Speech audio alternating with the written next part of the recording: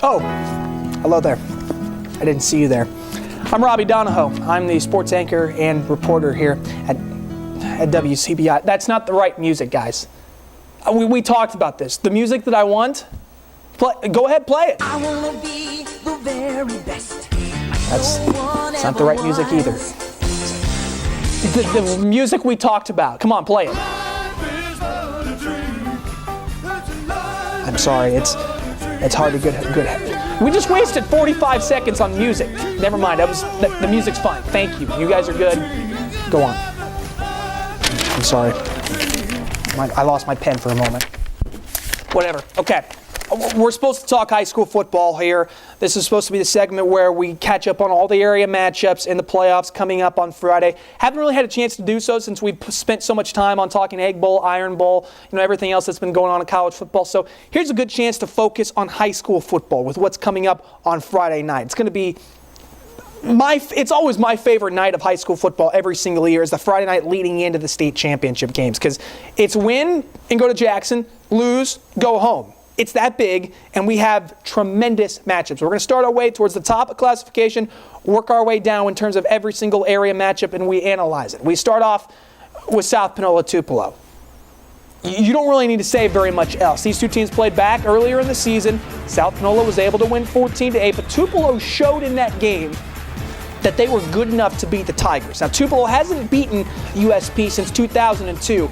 And South Panola has actually won 26 games in a row against teams from the state of Mississippi. Now, this isn't the same team that won, 342 games in a row from 2004 to 2008. It's not the same team. This team has some ways you're able to take advantage of them. Now, offense, they're very strong. Rip Kirk's a solid quarterback. Daryl Henderson could be maybe the best running back in possibly the state of Mississippi. Now, Arius Williams, no, he's not as good as Arius Williams, but he's got great speed, he's got great power, so you're going to have to see Marcus Robinson and James Gillian, the two talented linebackers from Tupelo, try to slow him down and force South Panola, I should say, into being a one-dimensional team. Make them into a passing team. Now, Rip Kirk is a great guy when in terms of throwing the deep ball. Short routes, you can take advantage of a little bit if you jump those routes. If you read his eyes, you have a shot at maybe taking advantage of him. But I'm supposed to make a pick in each one of these games. I can't make a pick in this game. South Panola, in my head, I think they're going to win, but in my heart, I want Tupelo to win. I think Tupelo is going to win. So for right now, I'm not going to make a pick. I'm going to try to stay level-headed here. We're going to be live from Golden Wave Stadium on Friday night previewing this game. It's got to be probably the best area matchup that we have coming into Friday night. But that's not, putting down the other area matchups. A lot of other great games. We also have one in 5A between Callaway and Oxford. These two teams are a combined 27-0 this year. Now, the Callaway loss to Canton ended up being a win for the Callaway Chargers, so whatever. Take it for what it's worth. But Callaway is phenomenal, especially on defense. Dale Harris, Rod Taylor on the line, Ronald Walker. This team all across the board is incredibly talented on defense. Offense, they want to run the ball. You got three guys that can run for over 800 yards this season. Not a great passing team. So if you get them out of running the football, if you're Oxford, then you got a great chance at being able to slow them down on offense. But we talk so much about offense. Oxford's offense has been outstanding this year. Jack Abraham has been so good this year for just a sophomore. This team is going to be great next year, but they're amazing right now. And Kenzie Phillips doesn't get the credit he deserves as a running back. He's ran for nearly 1,500 yards, and he's ran for 20 touchdowns this year. So if Oxford can stay balanced, they keep that up-tempo style offense they've been doing all season long, I have no reason to believe that Oxford isn't going to win this game. So I'm picking Oxford to beat Callaway in the showdown between two undefeated teams. Now 4A, these two teams have some losses between them. I think 9-10 losses between these two teams, but they're hitting their strides at the right time. And 4A North has been wide open all season long. Cleveland and Lafayette. Lafayette's got to go on the road all the way to the Delta to take on a Wildcat team that's beginning to surge towards the end of this season. Now, Cleveland played Greenwood back in the beginning of November. Greenwood beat them by 26. Now, take that back the other way where you saw Lafayette play Greenwood in the playoffs. Lafayette beat them 7-0. So if you go by the transitive property, you think Lafayette's going to beat Cleveland, but it's not going to be that easy. Cleveland's got a great rushing attack. That Lafayette defense is going to have to come to play on Friday night. DK Buford, Tyrell Price, those guys have run for nearly 2,000 yards this season as a tandem.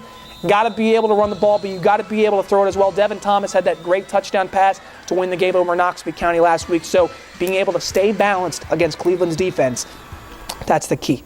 Then we go into 3A. We thought 5A between Callaway and Oxford was a monumental matchup. This is the matchup in 3A that we've been waiting for all season long in the North half between Charleston and Louisville. Charleston, if you haven't seen them before, immensely talented all across the field, but the one guy you're going to want to watch out for is their running back. He wears number 34, Calhoun Street. He's ran for over 1,200 yards this year. He makes big plays whenever they get the ball to him. And Cortavio Curry's not a bad quarterback. He's not a great passer. So if Louisville's defense can make them one-dimensional, turn them into a passing team, I think that's when Louisville's really going to be the most beneficial as a defense. They've only been giving up 6 points per game, that Louisville defense, and Charleston have only been giving up 12 points per game. So on the offensive side of the ball for Louisville, stay balanced. Continue to cork out yardage on the ground with Desmond Gauze. You know all about DeMarcus Brooks. Wyatt Roberts, continue to find Dante Jones down the sideline. If Louisville can stay balanced running and passing, I think Louisville has a great chance to get this win. I'm actually picking Louisville to win this one and go on to the 3A state championship game. Tough test. I mean, Louisville's played 2 home games this year in the playoffs, and they've played, I think, 2 or 3 road games. Doesn't seem to make very much sense when it comes to home field advantage in the playoffs, but that's beside the point. 2A is our only matchup that we have in the area where it's 2 area teams playing each other. Baldwin and Calhoun City. We sort of thought this was the matchup that we were going to see all the way along because Calhoun City hasn't lost a game since September 27th, and you haven't seen Baldwin lose a game since September 20th. So these 2 teams are really on a surge. They got 2 great quarterbacks, Calhoun City and Shaquille Gates, who can run and pass. And then on the other side of the coin, you have Corbin Scott, who's thrown 25 touchdown passes this year, throws a great deep ball. But then you have LaQuintez Upshaw and Duke Upshaw. The Upshaw bros, they've combined for 1,700 yards rushing and 26 touchdowns this year. So if you want to try to stop, Corbin Scott from passing, well, then they can run it at you. And Michael Gray does a great job on offense of misdirection plays. You see him going one way, they'll come back the other way and completely catch you off guard. So it's really going to be, a matter of schemes and game plans between Perry Lyles and Michael Gray. These 2 coaches know each other very well. They go all the way back. It's going to be a great ball game.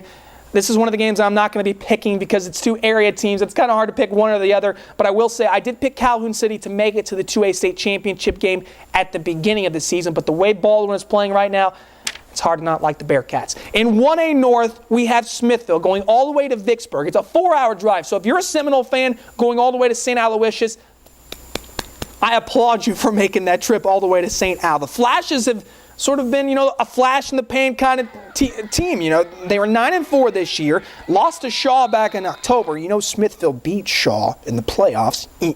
But the Flashes are a team that want to run the ball. They have 3 guys that have run over 500 yards this year. Their quarterback, Connor Smith, a better passer than Shelby Broadstreet has in a quarterback. So St. Al and Shelby Broadstreet, very similar teams in terms of their makeup and what they do on offense, but St. Aloysius is much more balanced. So Smithville, you saw a little bit of what you're going to see on Friday, but it's all going to be about whether or not Drew Lane and Tyler Hook can continue to grind out yardage and being able to move the football. That's how they were able to beat the Jaguars last week. That's how they're going to beat St. Aloysius this Friday. I do have Smithville making it to the 1A state championship game. The big question is, who will Smithville play? It's a rematch of last year's state championship game in 1A South between French Camp and Stringer. That's right, French Camp has to go all the way to Stringer to beat Tevin Moore and the Red Devils.